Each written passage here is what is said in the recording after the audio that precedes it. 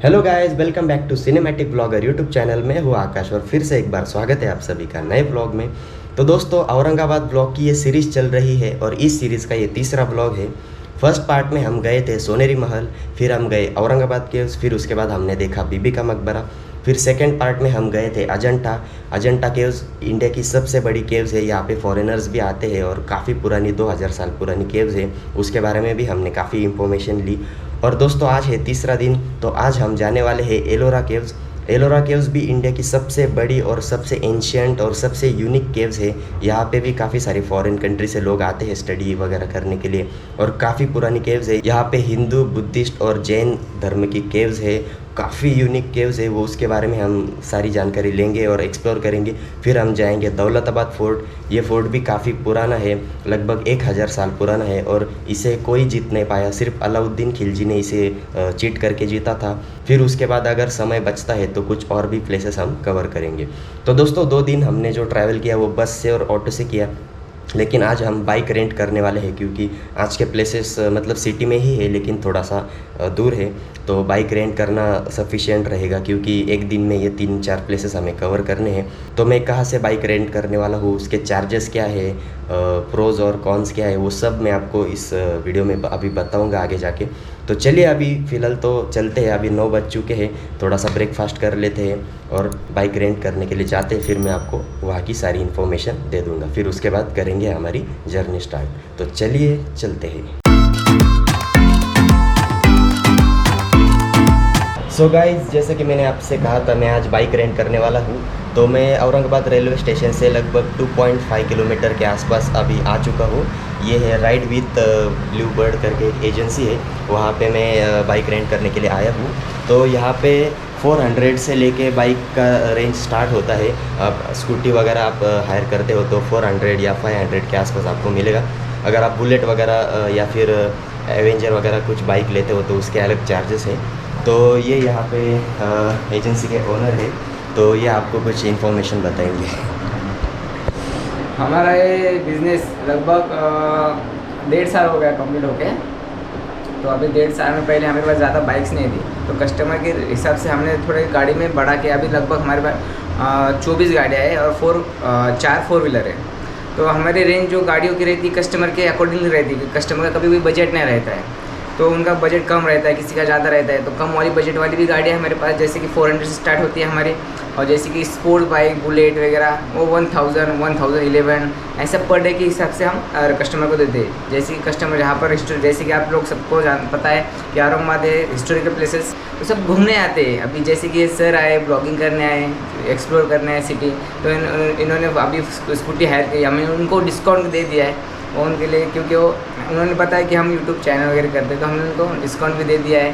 तो जैसे आप इनके थ्रू आते हैं हमारे पास, सर के थ्रू, आकाश सर के थ्रू, तो आपको भी 100% आपको डिस्काउंट मिल जाएगा। तो दोस्तों, देखा काफ़ी अच्छा सर का नेचर है और अगर आप मेरे थ्रू आओगे तो आपको डेफिनेटली डिस्काउंट देगी। और प्रोसेस भी काफ़ी इजी आपको चाहिए होगा, सिर्फ आपका आईडी प्रूफ और आपके पास ड्राइविंग लाइसेंस होना ज़रूरी है। और सबसे मेन बात, ये सिटी के काफ़ी नज़दीक है, रेलवे स्टेशन से काफ़ी नज़दीक है, तो आपको ज़्यादा दूर नहीं जाना पड़ेगा। तो यहाँ पे आप काफ़ी सारे टूरिस्ट प्लेसेस जो यहाँ के लोकल है वो भी आप कवर कर सकते हो। और अभी मैं आपको दिखाता हूँ नीचे जाके तो बाइक कैसी है क्या है। तो हम चलते हैं फिर हमारे सफ़र की ओर। तो दोस्तों, राइड विथ ब्लू बर्ड से मैंने ये डुइट बाइक हायर की है और अभी मैंने इसमें डाला है 200 रुपीज़ का पेट्रोल। तो 600 रुपये में आज हमारा पूरा ट्रैवल हो जाएगा। तो साथ में दिया है ये हेलमेट। वैसे हेलमेट पहनना मुझे बिल्कुल ही पसंद नहीं, लेकिन पहनना पड़ता है यार, रूल है। तो चलिए अभी चलते हैं बिना टाइम वेस्ट किए डायरेक्टली एलोरा केव्स, क्योंकि पहले ही काफ़ी देर हो चुकी है। अभी यहीं पे मुझे 11:30 बज चुके हैं, तो जल्दी से जाते हैं एलोरा केव्स, फिर देखते हैं आगे। तो फाइनली दोस्तों, 30 किलोमीटर का सफ़र करने के बाद हम पहुंच चुके हैं एलोरा केव्स। और यहाँ पे मैंने अभी मेरी बाइक जो मैंने रेंट पे ली थी वो पार्क कर दी है। उसके लिए मुझे लग गए हैं 10 रुपीज़ चार्जेस। तो चलिए अभी चलते हैं, अभी देखते हैं कि उसके लिए कितनी एंट्री फ़ीस है और अंदर कैमरा अलाउड है या नहीं, ये सारी बातें भी जान लेते हैं।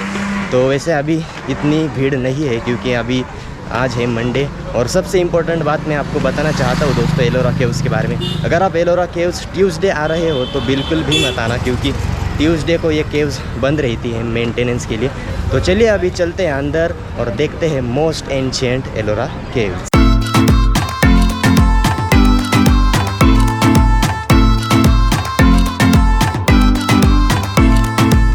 तो दोस्तों यहाँ पे मैंने अभी टिकट ख़रीदा है, लगभग 40 रुपीज़ का मुझे टिकट पड़ा और आपको मिलता है ऐसा टोकन, वो आपको दिखाना पड़ता है वहाँ आगे। तो चलिए चलते हैं अभी ये टोकन दिखा के अंदर और देख लेते हैं कैसी है एलोरा केव्स। तो दोस्तों यहाँ पे हमने टोकन से की है एंट्री और आप सामने देख सकते हो कितना खूबसूरत व्यू है। यहाँ पे ऐसा पार्क वगैरह है और काफ़ी सारे लोग आज यहाँ पे आए हैं। वैसे यहाँ पे वीकेंड हो चाहे कुछ कोई भी दिन हो, लेकिन हमेशा यहाँ पे आपको लोगों की भीड़ मिलेगी क्योंकि ये सबसे मोस्ट पॉपुलर टूरिस्ट प्लेस है औरंगाबाद का। और यहाँ से फॉरेन कंट्री से भी काफ़ी लोग आते हैं, जैसे कि मैं अभी देख रहा हूँ काफ़ी लोग आज यहाँ पे आए हैं। तो दोस्तों आप मेरे पीछे देख सकते हो, अगर आप पैदल नहीं घूमना चाहते तो आप ये कार से भी जा सकते हो। इसके चार्जेस है 30 रुपीज़ पर पर्सन। तो अगर आप इसमें बैठ के घूमना चाहते हो तो घूम सकते हो। तो आप देख सकते हो ऐसी कुछ कार है, तो इसमें बैठ के आप घूम सकते हो। तो चलिए अभी मैं तो घूमने वाला हूँ पैदल। तो फाइनली दोस्तों हम लोग पहुंच चुके हैं मोस्ट पॉपुलर टूरिस्ट प्लेस यानी कि एलोरा केव्स पे। और मेरे पीछे देख सकते हो ये है एलोरा केव्स, मतलब काफ़ी बड़ा कैंपस है, आपको घूमने में काफ़ी देर लगेगी। और आप मेरे पीछे देख सकते हो अभी यहाँ से स्टार्ट होता है, वहाँ पे पीछे एक वाटरफॉल भी है। तो दोस्तों ये जो एलोरा केव्स है ये लगभग 2000 साल से भी ज़्यादा पुरानी है और काफ़ी सारे टूरिस्ट, मतलब सिर्फ इंडिया से ही नहीं बल्कि इंडिया के बाहर से फॉरेन कंट्री से भी यहाँ पे काफ़ी सारे लोग विज़िट करते हैं। तो दोस्तों यहाँ पे हिंदू, जैन और बुद्धिस्ट धर्म की केव्स है। यहाँ पे एक खूबसूरत सा टेम्पल भी है, तो वो भी मैं आपको दिखाऊंगा। और साथ ही साथ यहाँ पे कुछ सिनेमैटिक शॉट्स हम लेंगे, वो भी मैं आपको दिखाऊंगा। यहाँ पे ड्रोन शॉट्स अलाउड नहीं है तो हम ड्रोन नहीं उड़ा पाएंगे, लेकिन मैं आपको कुछ सिनेमैटिक शॉट्स तो ज़रूर दिखाऊंगा। तो चलिए अभी एक एक केव्स को हम एक्सप्लोर करते हैं और जान लेते हैं इसके बारे में कुछ जानकारी। तो एंजॉय कीजिए यहाँ के शॉट्स।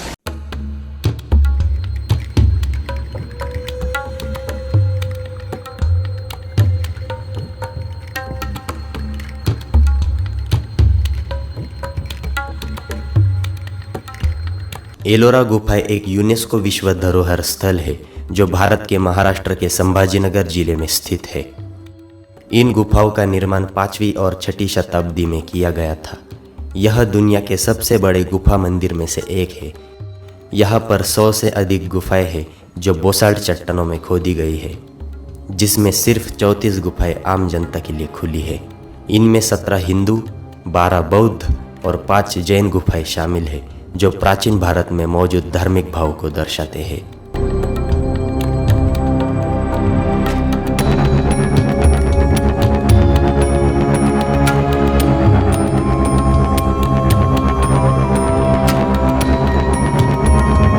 एलोरा के सभी स्मारक राष्ट्रकूट राजवंश के दौरान बनाए गए थे, जिसने हिंदू और बौद्ध गुफाओं का हिस्सा बनाया था।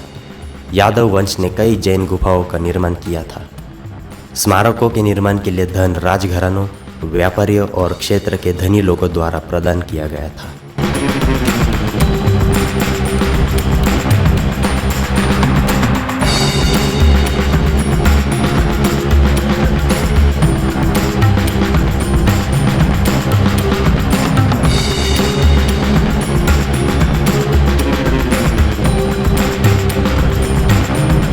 ये गुफाएं मंदिरों के रूप में काम करती थी और तीर्थयात्रियों के लिए एक विश्राम स्थल बन चुकी थी। आज एलोरा गुफाएं अजंता गुफाओं के साथ महाराष्ट्र के मराठवाड़ा क्षेत्र में एक प्रमुख पर्यटक आकर्षण बन चुकी है और भारतीय पुरातत्व सर्वेक्षण ASI के तहत एक संरक्षित स्मारक है। एलोरा, जिसे वेरुल या एलुरा भी कहा जाता है, ये नाम प्राचीन संदर्भों में पाया गया है, जैसे कि बड़ौदा शिलालेख जिसमें भवन की महानता ऐसा उल्लेख किया गया है। इसे कई बार इल्वलपुरम से लिया गया माना जाता है, जिसका नाम असुर इल्वाला के नाम पर रखा गया था, जिन्होंने यहाँ पर शासन किया था। सबसे पुरानी गुफाओं का निर्माण त्रिकुटक और वाकाटक राजवंशों के दौरान हुआ था। हालांकि ऐसा माना जाता है कि कुछ शुरुआती गुफाएं ट्यूब प्रेरित कलचुरी राजवंश द्वारा बनाई गई थी, जबकि बौद्ध गुफाओं का निर्माण चालुक्य वंश द्वारा किया गया था।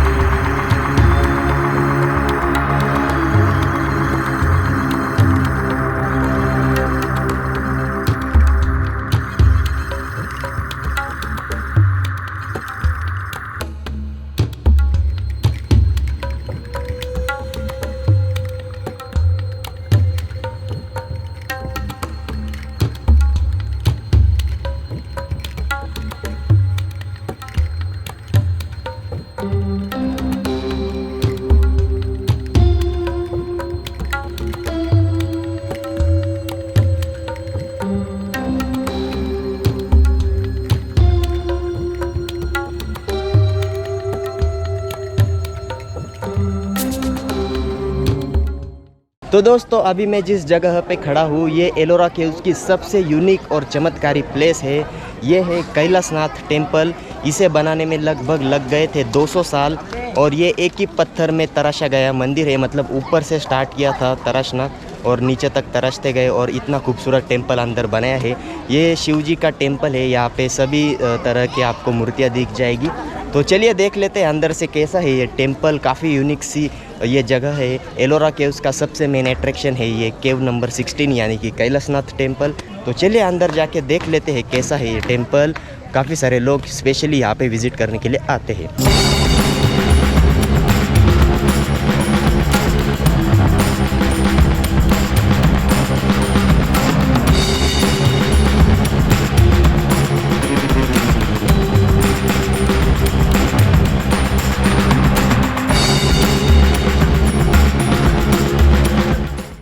तो दोस्तों जैसा कि मेरे पीछे आप देख सकते हो मैं आ चुका हूँ अंदर और काफ़ी खूबसूरत सा यहाँ पे टेम्पल है। तो इसी से पता चलता है कि इसे 200 साल क्यों लगे। तो काफ़ी बड़ा मतलब काफ़ी बड़े पत्थर में तराशा गए मंदिर है और काफ़ी यूनिक सी प्लेस है। यहाँ पे साइड में केव्स भी है और मंदिर के ऊपर काफ़ी अच्छे से नक्काशी की गई है। तो चलिए देख लेते हैं यहाँ के कुछ शॉट्स।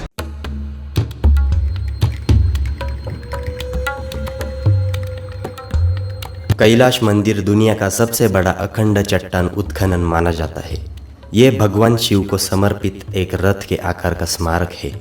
इस अजूबे को बनाने में लगभग 200 साल लग गए थे।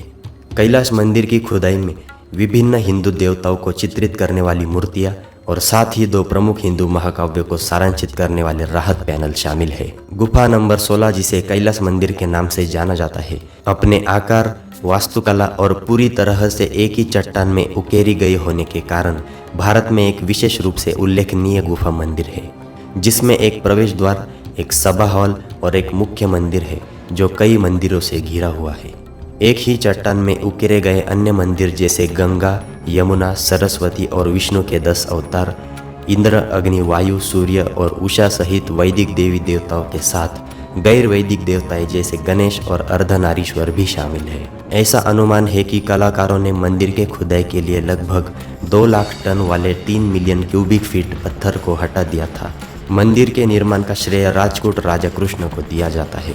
लिंगम के केंद्रीय मंदिर में एक सपाट छत वाला मंडप है जो 16 स्तंभों पर स्थित है और एक द्रविड़ शिखर भी शामिल है। मंदिर के सामने नंदी बैल की एक छवि है। मुख्य मंदिर की 2 दीवारों में उत्तर की ओर महाभारत और दक्षिण की ओर रामायण को दर्शाती नक्काशी की गई है।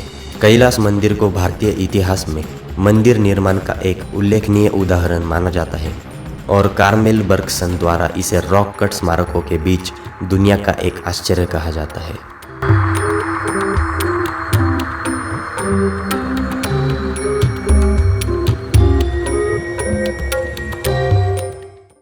तो दोस्तों जैसे कि हमने देखा काफ़ी खूबसूरत था कैलाशनाथ टेम्पल और 200 साल की मेहनत तो दिख ही रही है। कितने विशाल तरीके से उन्होंने इसका निर्माण किया था।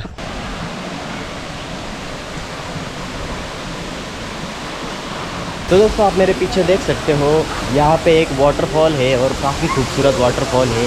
ये केव्स के सबसे एंड वाली जगह पे है तो दूर से ही काफ़ी खूबसूरत दिख रहा है। तो चलिए पास जाके भी देख लेते हैं कैसा है वाटरफॉल।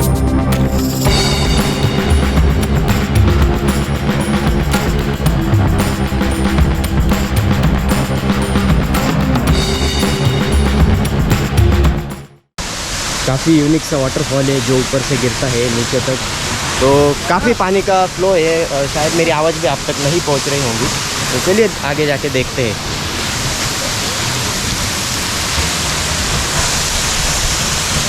तो दोस्तों अभी हमारी कुछ आखिरी केव्स बची है और अभी बारिश चालू हो गई है हल्की हल्की। तो ये जो केव्स है ये मेन केव्स से लगभग 500 मीटर की दूरी पर है और आप देख सकते हो रास्ता काफ़ी खूबसूरत सा रास्ता है। यहाँ पे वैसे ज़्यादा लोग नहीं आते हैं क्योंकि ये केव्स थोड़ा दूर है, चलना पड़ता है बहुत। लेकिन हम आ ही गए हैं तो देख लेते हैं। फिर ये देखने के बाद हम फास्ट से जाएंगे दौलताबाद फोर्ट। तो काफ़ी थक चुका हूँ मैं।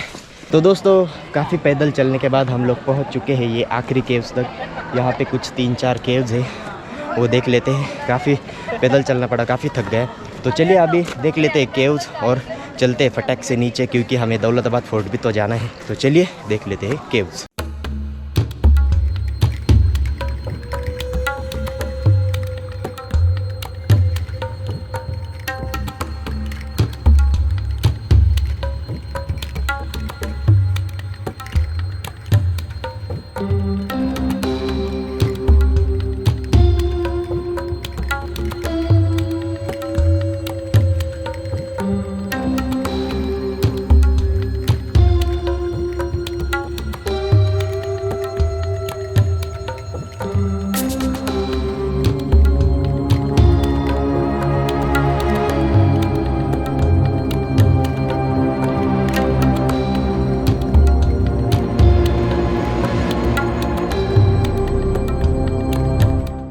तो फाइनली दोस्तों हमने एलोरा केव्स की सारी केव्स एक्सप्लोर कर ली है और काफ़ी वक्त लगा मुझे एक्सप्लोर करने में।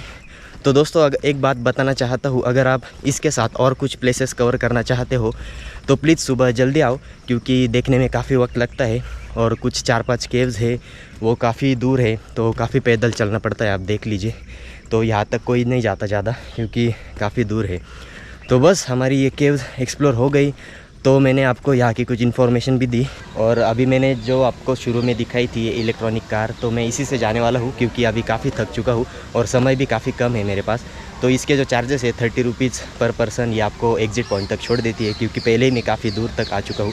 तो चलिए अभी जल्दी से चलते हैं इस कार से और फिर जाएंगे दौलताबाद फोर्ट। उससे पहले खाएंगे खाना। तो दोस्तों ये इलेक्ट्रिक कार चल पड़ी है और काफ़ी मज़ा आ रहा है। आप देख सकते हो काफ़ी सारे लोग बैठे हैं, मैं सबसे पीछे बैठ चुका हूँ क्योंकि जगह नहीं थी। तो काफ़ी मज़ा आ रहा है। जब भी आप एलोरा केव्स आओगे तो इसका भी मज़ा ले लेना। तो फाइनली दोस्तों इस कार ने हमें छोड़ दिया है कैलाश टेम्पल तक, जहाँ से हमने एंट्री की थी। तो चलिए अभी चलते हैं बाहर और चलते हैं दौलताबाद फोर्ट। तो फाइनली दोस्तों हम लोग पहुंच चुके हैं दौलताबाद फोर्ट, जो है एलोरा केव से 12 किलोमीटर के आसपास, और यहाँ से है एंट्री। तो अभी बाइक पार्क की है, उसके मुझे लगे हैं 10 रुपये चार्जेस, और मैंने ख़रीदा है ये टिकट। एंट्री टिकट है 25 रुपये और वीडियो कैमरा के लिए मैंने लिया है अलग से 25 रुपये का टिकट, मतलब टोटल 50 रुपये का मैंने यहाँ पे टिकट लिया है। तो चलिए अभी हमारे पास वक्त भी काफ़ी कम है क्योंकि यहाँ पे अभी 6 बजे ये फोर्ट क्लोज़ होता है। तो अभी बज चुके हैं 5।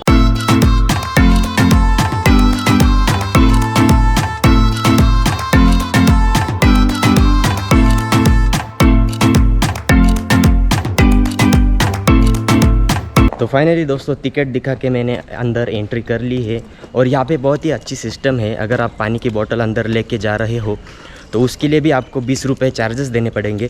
अगर आप आते वक्त वो एम्प्टी बॉटल वहाँ पे दिखाओगे तो आपको वो 20 रुपये रिफ़ंड भी हो जाएंगे। मतलब ये पोल्यूशन कंट्रोल करने के लिए काफ़ी अच्छा इन्होंने यहाँ पे सिस्टम रखा है और काफ़ी अच्छा फोर्ट है। आप देख सकते हो यहाँ पे काफ़ी यूनिक फोर्ट है। ये फोर्ट लगभग 1000 साल से भी ज़्यादा पुराना है और इसे कोई नहीं जीत पाया था, सिर्फ अलाउद्दीन खिलजी ने इसे जीता था, वो भी चीट करके। तो काफ़ी यूनिक सा फोर्ट है। तो इस फोर्ट के बारे में जो हिस्ट्री है वो मैं आपको आगे बताऊंगा। तो चलिए अभी फ़िलहाल हमारे पास काफ़ी कम वक्त है क्योंकि 1 घंटे में ये फोर्ट क्लोज़ होने वाला है। तो जल्द से जल्द हम यहाँ के कुछ सिनेमैटिक शॉट्स ले लेते हैं, फिर उसी के साथ मैं आपको सुनाता हूँ इस फोर्ट की कहानी। तो चलिए देख लेते हैं ये यूनिक सा दौलताबाद फोर्ट।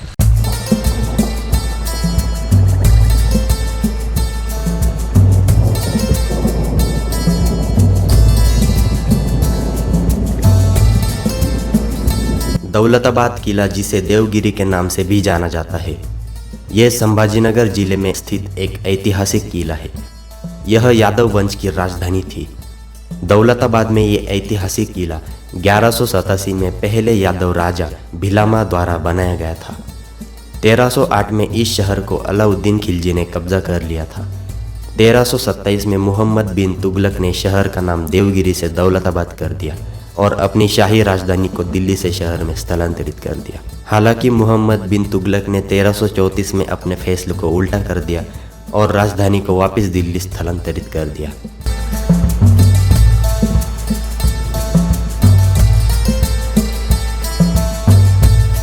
किलेबंदी के साथ दौलताबाद में कई उल्लेखनीय स्मारक है, जिसमें प्रमुख है चांद मीनार और चीनी महल। चांद मीनार 210 फीट की मीनार है। इसे 1445 में अलाउद्दीन बहमनी द्वारा किले पर कब्जा करने की याद में बनवाया था।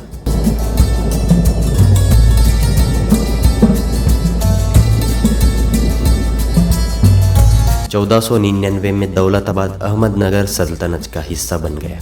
माना जाता है कि भगवान शिव इस क्षेत्र के आसपास की पहाड़ियों पर निवास करते थे, इसलिए इस किले का नाम देवगिरी पड़ा, जिसका शाब्दिक अर्थ है भगवान की पहाड़ियाँ। ये किला लगभग 200 मीटर ऊंची एक शंक्वार पहाड़ी पर स्थित है।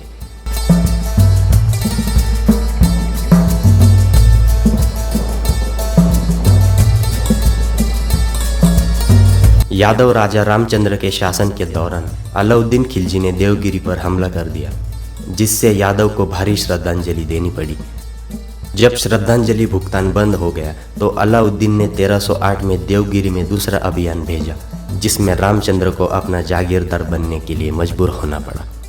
इसे 1760 में मराठों ने फिर से कब्जा कर लिया था।